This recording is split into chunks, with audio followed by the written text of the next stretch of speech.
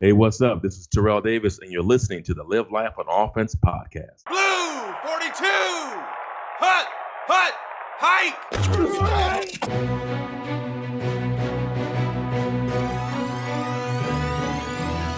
Welcome to the Live Life on Offense podcast with Hall of Fame running back and two-time Super Bowl champion Terrell Davis and myself, Kevin Shoemaker, real estate entrepreneur and CEO of the Terrell Davis Group. We dive deep into what it takes to develop the championship mentality for your business and your life. We provide you the playbook for entrepreneurs that moves the chains down the field so you can live a life that is more than just existing, but a true life on offense. Let's kick it off. How's the season treating you so far? I see your picks every Thursday, and I notice I'm not always in agreement, but you're so far you're a little ahead of the game in wins than I am. What do you mean? Are you shocked? Is that something you're surprised by, that I'm ahead in picks, NFL picks? I try to go with obviously there's teams that you see out there. You say, okay, these are some no-brainers, and you try to come up with some upsets every week, and that's really where you win the picks. Are the ones you try to determine, even though on paper they look like they should be, the team should win. I got to throw in 2 to 3 upsets every week, and that's what people say and scratch their heads with that. But I've been pretty successful by doing that, because you have to understand the favorites don't win every single weekend, and no matter how we look at games, the players and coaches, they don't see it the same way. And one of the famous words from one of the coaches said that's why they play the game. Yeah, that's why you play the game, because you can't win the games in predictions or newspapers. And so I've been pretty good this year, though. Been decent. Right. Well, I'm slowly learning. I'm Stick with me. I have a good mentor, so I'm working on it. Stick with me. So, just if you have any questions about your picks, just go with me, and you'd be okay. I'll roll with it.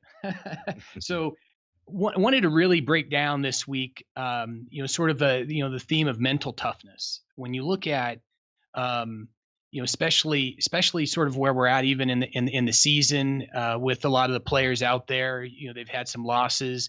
We got a few teams that are just really riding high on victories, but even from a business standpoint, we're in fourth quarter, and really bringing things together to finish the year off strong, and it's common where you run into a lot of roadblocks, and you run into the wall, and you got to just sort of keep getting back up and getting after it. What are break it down for us a little bit on some things that have really helped you through your game. Yeah, that's we talk about the phrase or the concept of mental toughness or mental fitness.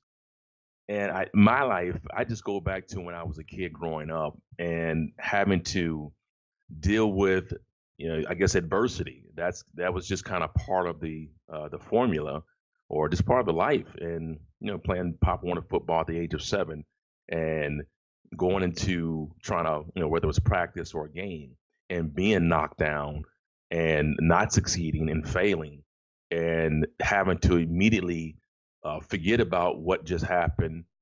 So as a kid, you go to practice, and you might miss a block, or you might fumble the ball, or you might drop a pass, you might do whatever it is, and at an early age, and you're under this kind of not pressure, but you're in this environment where they don't sit there and have pity on you. They don't sit there and say, "Oh, Terrell, well, poor you," and try to pat you on the back and tell you it's okay. And when you play football or play sports, you immediately have a coach screaming down, telling you that it's not okay, that you can't fumble, you can't miss a block, you've got to catch that pass. And so I was taught at an early age that I've got to get over it. I've got to mentally get over what just happened and continue to look at the next play and try to refocus. And it didn't happen by accident. I mean, it didn't happen the first couple of times. As a kid, I struggled with that. I was down there just, kind of in this slump or funk, as we would call it. And you let one play linger to the next 3 or 4 plays, and all of a sudden you're having a bad practice or a bad game. And then just over time, I just learned that I just can't, I can't just dwell on what happened, and have to immediately shift my focus and my mind and try to forget about what happened, and just look at look at what's coming up. Well, when And you look at it when was you look tough. at that, to even break that down a little bit more, if was there anything that really stuck out that you did, like the little I don't want to say reminders. It's not like you can wear a sticky note on your pads, but was there any little habits or things that you did that really allowed you to just sort of quickly get back into that mindset and stay focused and continue to drive? Because you're right, you run a few plays, the next thing practice is halfway over, and if you stay in that mindset, then you're destined to have a bad practice. And there's only so many practices you get in before the next game, and then all of a sudden it's game time. Yeah, I think for me it was if the practice and things that I did. I tried to work on things. Let's say I was just say I fumbled the ball, I dropped the pass a lot. Well, I would take that and work on that outside of practice. So number one, I was trying to make sure that I didn't have those same moments on the field. I didn't have those situations where I was dropping the pass, where I was getting into a mental funk and having to get out of this hole. And of course that helps. That helps if you prepare and try to practice for it. But the second thing was that I knew that there was I couldn't dwell. That was not a part of what sports were about, and I had to quickly get over it. And I just learned that I had to turn the page and not look back at anything.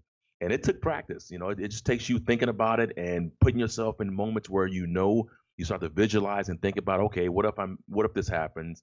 Then I gotta, I've gotta make up for it the next play. Like I said before, for me, and it wasn't told to me then, but the most important play is the next play.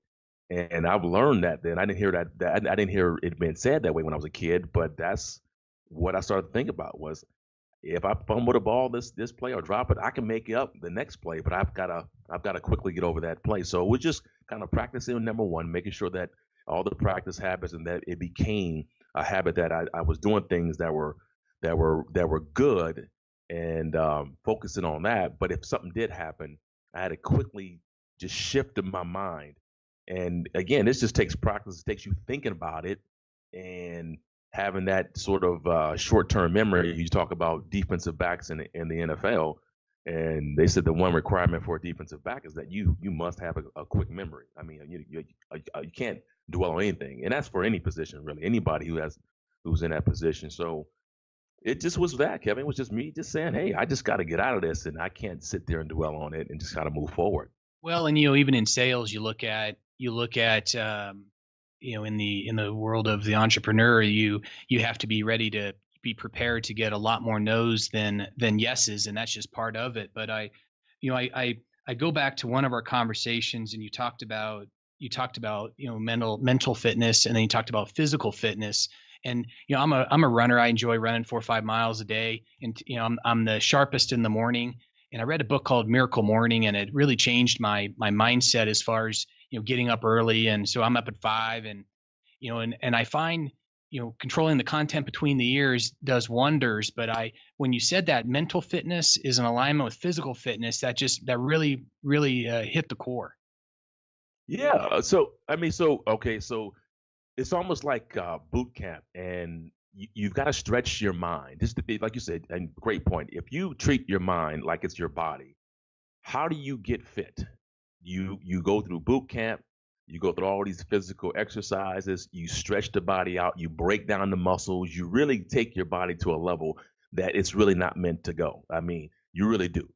That's what the mind is. You stretch the mind. You make it where you're physically just putting so much on your mind, and that when you're tired, you're exhausted, your mind just starts to your mind wants to quit. It's the first thing that says, hey, my body and my mind, they're on the same page, they both want to quit. But if you push both of them, you push your mind in practice, you push it when practicing, when you're sitting there rehearsing or visualizing, whatever it is. If you're out there selling products and you're visualizing all these no's that are coming, you're visualizing and going through all the things that are not good.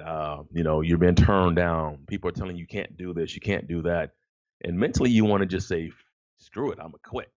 And but if you keep rehearsing that and you keep putting your mind through it, which I used to always do that, just put my mind through it and try to visualize the worst case scenario, and I always say, okay, this is going to be hard. Football, I always anticipated football practice to be real tough or games to be super hard, so that when I got in the game and played, if it didn't match up to what I had expected, then I would walk out and say, oh, this was easier. Not easy. I don't like to use the word easier, but it wasn't as bad as I expected.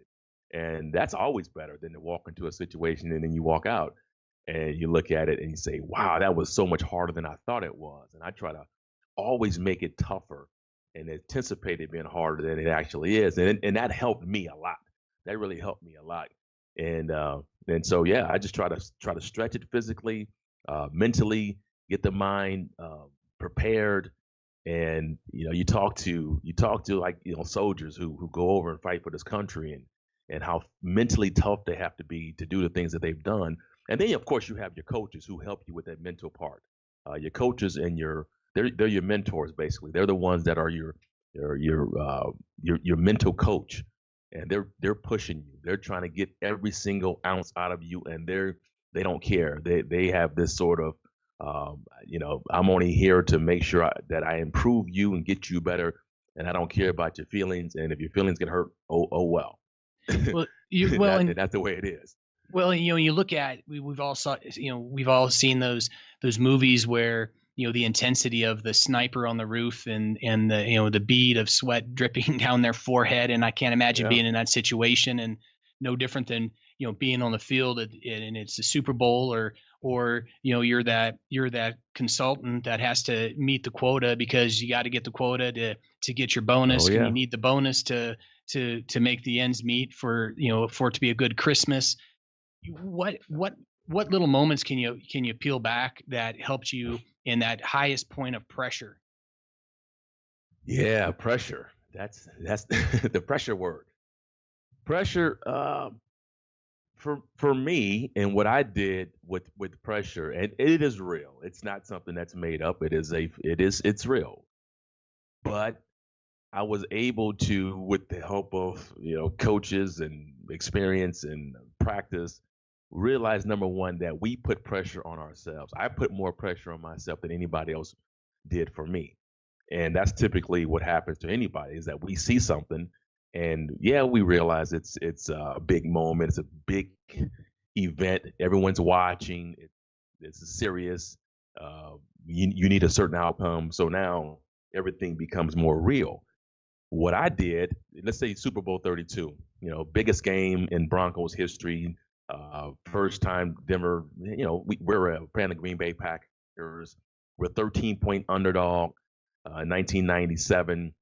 So there was a lot of pressure for Denver. I think they had gone to 3 Super Bowls prior to that, hadn't won one.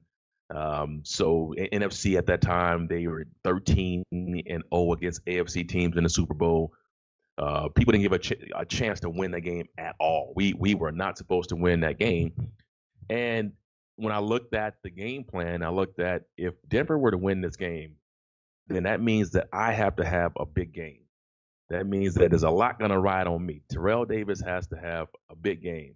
And I saw this not only during the season, but I saw it when we had our package put in for the Super Bowl. So we do a first 15 play that we do every single game. And that means that we script the first 15 plays of every game. I don't care what happens in that game. We're going to run our 15 plays, and then we'll make adjustments after that. Well, on the first 15 plays, I had 10 runs in the first 15 plays. No pressure. So, yeah, right. No pressure. So you sit there, you say, wow, man, if you have to think about what the magnitude of what's being put on me. Like, this is all being put on me. And let me tell you, Kevin, when I saw that, and it was the night before the Super Bowl, and I laid in my bed and I was thinking, tomorrow, when I wake up and at the end of tomorrow, there's 2 things that's going to happen. We're either going to win this game because of me, or we're going to lose this game because of me. Think about that for a minute. That's pressure. I thought about that. I said, we're either going to win this game or we're going to lose it because of me. Now, I could have sat there and just had a restless night and been tossing and turning, But what I did was I embraced it. I smiled and said, "Oh my God, I get an opportunity to change to have an impact on a game this big."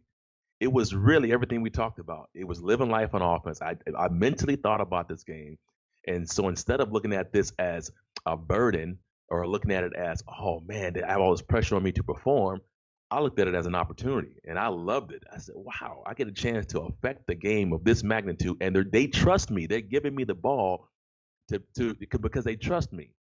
And so I slept like a baby that night. I swear I slept like a baby because number one, I was prepared for it. I had prepared myself the entire year. Um, I think secondly, I didn't. I embraced the pressure, and I think thirdly, what I did was I didn't make the game bigger than what it was. So when I went out to the field, I reminded myself of a few things. I said, okay, this game, even though it's a Super Bowl, the field is the same size. They're not changing the field size, right? And I said, okay. I said they don't have 12 men on defense anymore. I mean, they still have 11. So I reminded myself of everything that was familiar, that things that didn't change, that didn't matter whether it was practice, preseason game, regular season game, or a playoff game. These things don't change. And so when I started to be more familiar with the things that I just kind of did a little check, and then it just said, listen, it is just a game. At the end of the day, I know it's a Super Bowl, and everybody out there is all they know it's a Super Bowl. I just firmly believed inside of me that this is just a game and just do what you've been doing. I am not the guy, Kev, that if it's a big game, I don't go out there and say, hey, now I got to do more because it's a Super Bowl. Oh, now I got to. If I will always live by this principle. If I bring in my best every single game, then there's no need for me to try to dig and bring more for a game that most people might think means a lot more. You know what I mean? Right. Well, and you stick to the playbook. And when I look at, so many times where people get in a pressure situation, and sometimes when they get nervous, and I don't want to say cave, but what my takeaway from you is that if you focus on the daily routine of what you do each day that continues Yes. to advance you to the red zone and towards the goal, and those habits and how you position yourself for success, whether that's the scripts and the dialogue, whether that's the whether that's knowing your product, whether that's but going into Yes. it, looking at that outcome of, I can truly make a difference in this person's lives by this, whether it's a product, a service, whatever. And if the focus is helping that person, the outcome will be in alignment with where your goals are. Yeah. Well, because it's a process. So if you focus on the process, what we can't control the outcome. And only thing we can control is what we do. We can control the process. We can control the things that we put into it. For example, if in football, this is you look at football games every single weekend, and people say, well, all right, how can this team beat another team, or how do you guys guarantee a win? Well, we can't. But if you ask coaches, what coaches will tell you, if we do, you have to ask the coach, what do you have to do to win this game? They'll tell you, okay, if we don't turn the ball over, if we run the ball, if we're good on third down, if we're good on, they have a list of things. If they say we do these things, our percentage and our probability goes up through the roof. It's the same thing with what I said. If I plan a game in the Super Bowl and I don't fumble the ball and I run the ball as hard as I can, if I have good reads, if I block, I don't have any missed assignments, I do my job, I feel good about going out there and performing. But if I think that I have to go out there and I get off script and I start thinking I have to do something that's not part of the recipe to win, if I'm trying to help everybody else and do all this miraculous stuff, then that's when it gets confusing. That's when you're not sure, and the results don't typically favor you. So it just becomes a simple formula. Do what you've been doing. Get yourself a good system. There's a process. We had a great system. I had a great practice routine. Had everything that the results had shown for it, and I just try to do those things so that it equates to a win. And it's like if you're a putter, I love to play golf. So what the good putters would tell you that they're not trying to make the putt every time they putt. They're trying to just do put the ball on line, have a nice stroke roll to it, and then the ball is going to go where it's going to go. And if it's on the right line, you get a nice stroke to it, then chances are that ball should go in. But if you're trying to make the putt and you're trying to do everything to aim the putter toward the cup and all that stuff, a lot of times those putters aren't good. But the guys who ain't, they line it up and they put a nice stroke and they say, okay, I'm gonna hit this line and the ball's gonna either go in a hole or it's not. Those guys are good putters, and that's what it was for me. Is just doing the simple things. There's a process. Practice hard. You study your plays. You do everything that you can do to make sure that the results are what they are. But we can't control those results at all. Sure. Well, and it's always a matter of honing your skills. And in business, where there's you're working either in your business or on your business, and essentially that's honing the playbook. That's tweaking the plays. Given the environment that you're competing in. And with the focus of here's my process to get to the goal. So I really appreciate you breaking down the whole mental game of it, and I'm going to use some of those skills and may look over your shoulder or for your playbook to get my picks nailed down for my fantasy football this weekend. Hey, no problem. You can do that. Just give me credit for it. That's all. All right. Thanks, brother. If you enjoyed this podcast, make sure you subscribe and review everywhere you listen to podcasts. And you think this would make a difference in someone else's life, make sure you share it with them. Check out all the other episodes and other valuable resources at livelifeonoffense.com.